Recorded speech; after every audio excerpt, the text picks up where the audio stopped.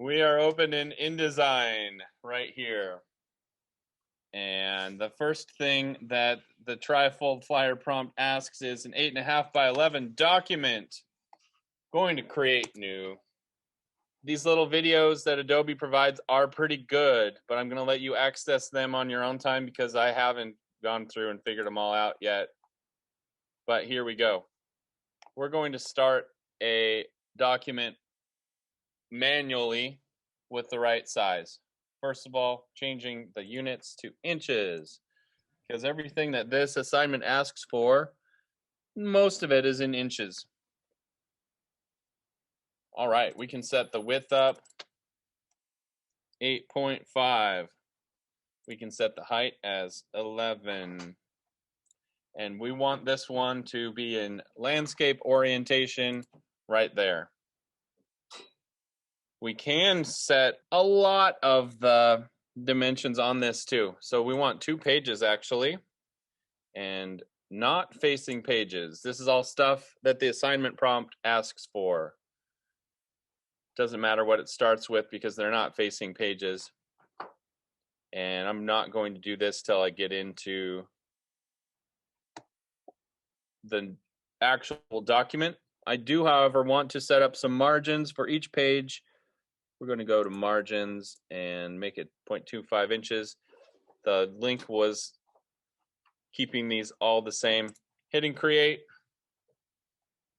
And in InDesign, this is called a pasteboard. I think I'll go to File and hit Save. Give this thing a name instead of Untitled. All right, where do I want to put this? Trifold Demo is what I'm calling mine. You will be able to see that I can scroll between my 2 pages because I set this up in non-facing pages. This one is directly below the other one. If I go click pages, I can see my 2 individual pages there. I can select between which page I'm pasting. All right, in this first page, I do want to set this one up for a trifold flyer. So here's the best way to do that. Going to Layout, going down to Create Guides. The most important thing I need to do right here for guides is to create a couple of columns, bringing it up to 3 columns. And it's best to fit your guides to the page versus the margins. Otherwise, the guides will be a little too narrow. If I hit OK, you can see these very light blue guides. You can see the margins around the outside of the page. You don't really want to have anything get closer to the outside of the page than that margin. And you don't really want to overlap these 2 areas, these 2 lines where the fold is going to happen. You're going to find that you have to go in and create guides on the second page also. So you have to make sure that you're selected on the second page. And we'll see if you can see it now.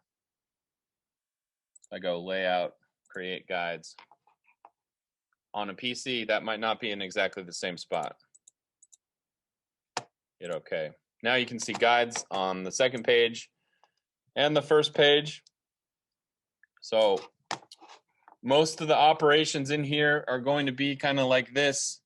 Going to File and Place.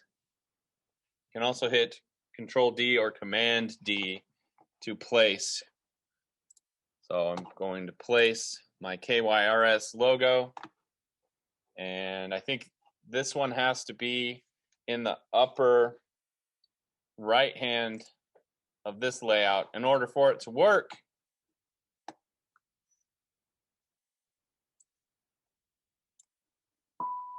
And at this point, you're going to need to get familiar with the difference between moving around the graphic frame and moving around the bounding box. So you can see right now, there's a blue box that is called the bounding box, and it will let me crop things within it. Where if I move this around, you can see that there's a brown box, and it lets my art move around within the bounding box. So that can really give kids a hard time when they're getting started.